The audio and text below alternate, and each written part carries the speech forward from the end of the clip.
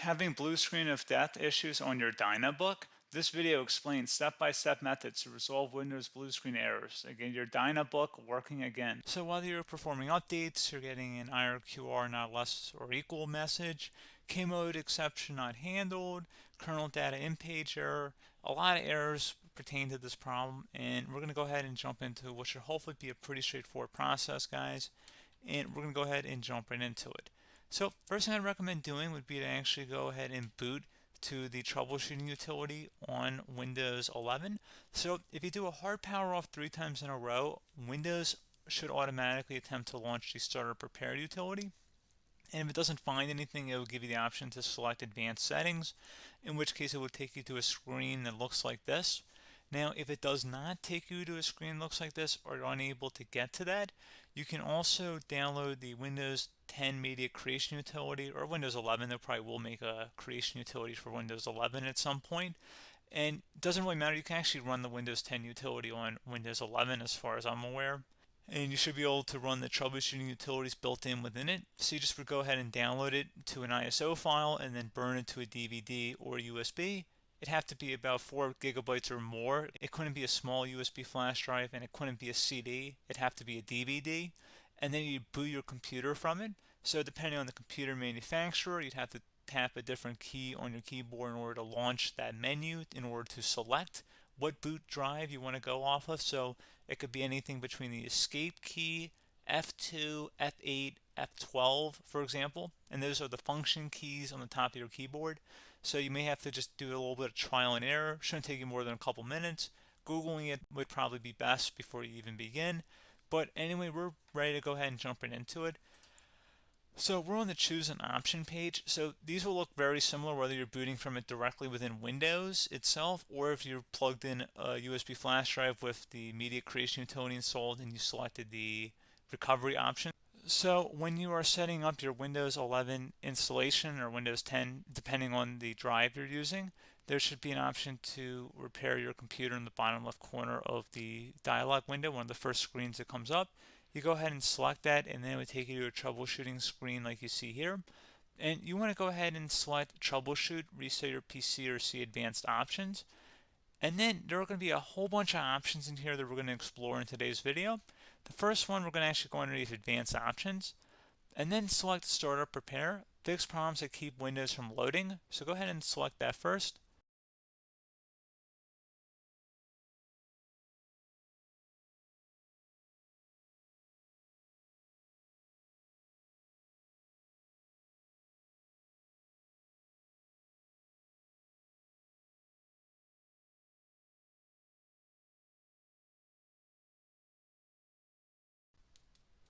Okay, so you can see it could not repair our PC.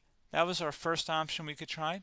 Something else, if we go back into advanced options here and then select troubleshoot, we're going to go underneath advanced options again.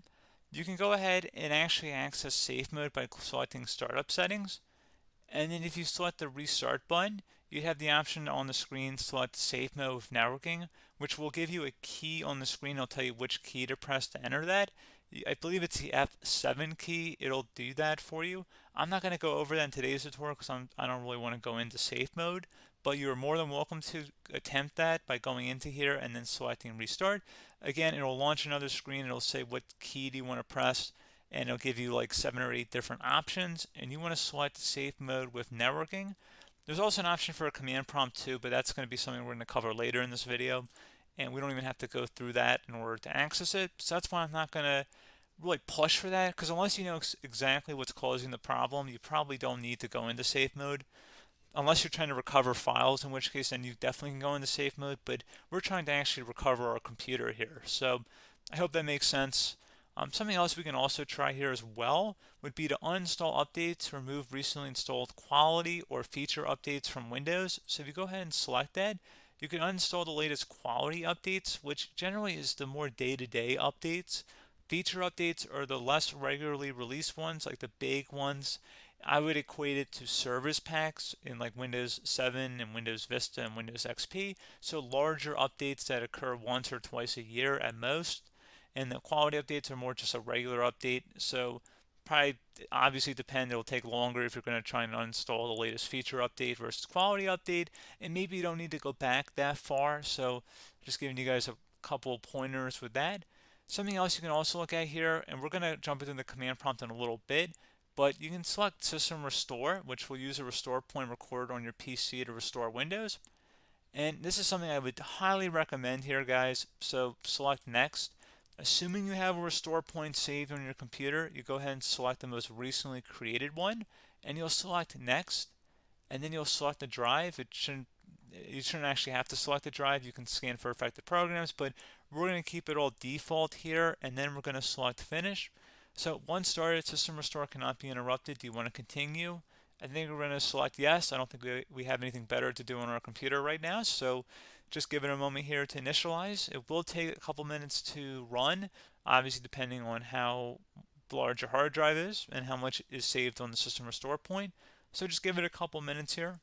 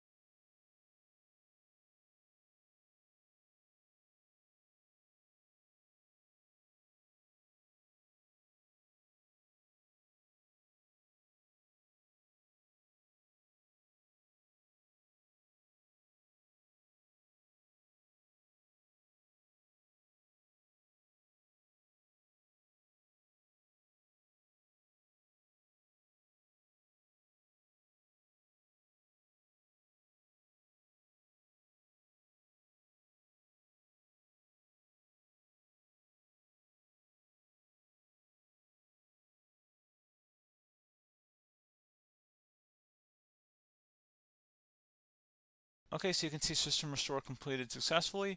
The system has been restored. Your documents have not been affected. Click the Restart button to restart your computer. Go ahead and select Restart.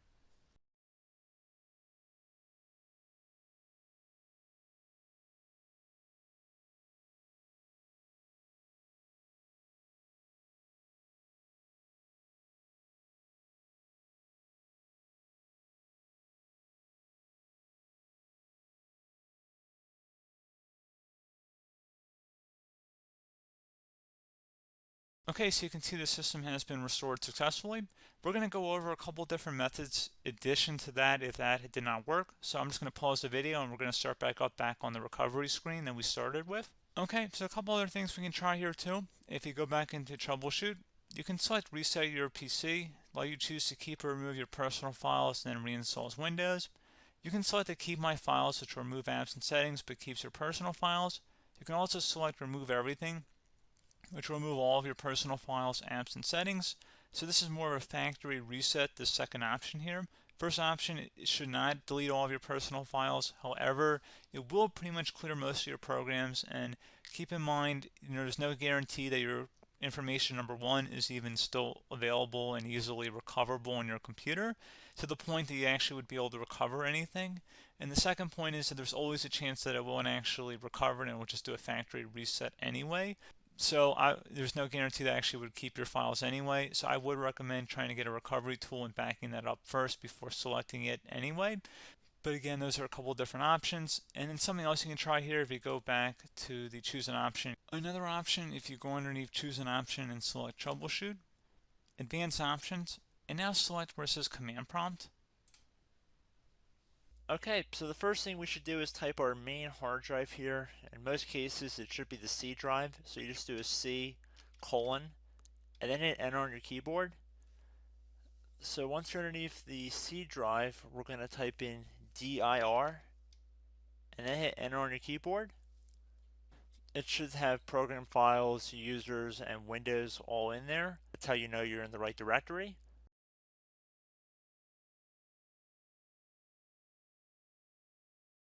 In some cases, it might be the D drive as well, so just keep that in mind.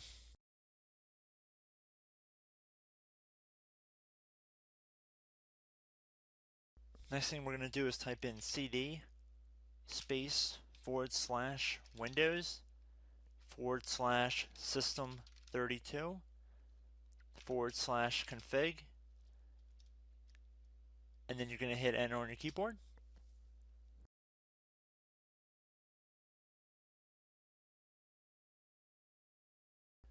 So now you're going to type md space backup.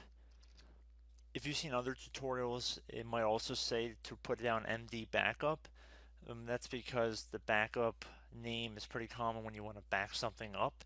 So you can name this whatever you want, doesn't have to be backup. So if you've already made a backup folder in the past, you could do backup 1, for example.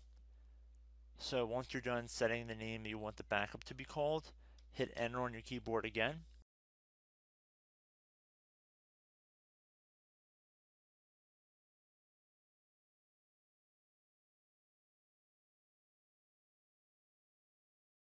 At this point you want to type copy, C-O-P-Y, space, then you want to do the star symbol above the 8 key, then do a period or a dot, whatever you want to call it, then another star sign, and then another space, and then type backup, and then hit enter on your keyboard.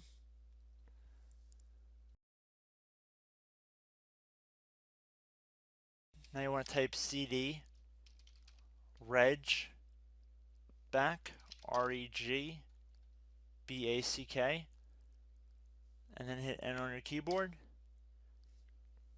So now that we are under the reg back, so now you want to type dir again, and then hit enter.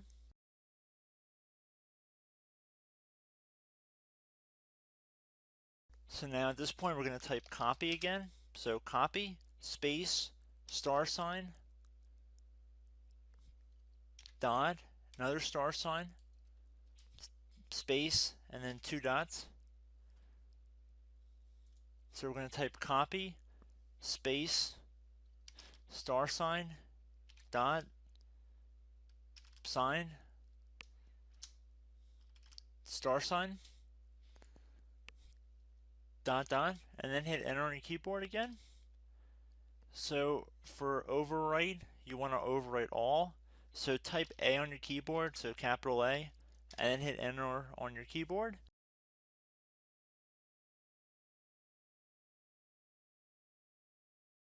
So at this point you should be good to go. You can close out of the command prompt window, and if you accidentally continue to Windows 10, you should be all set.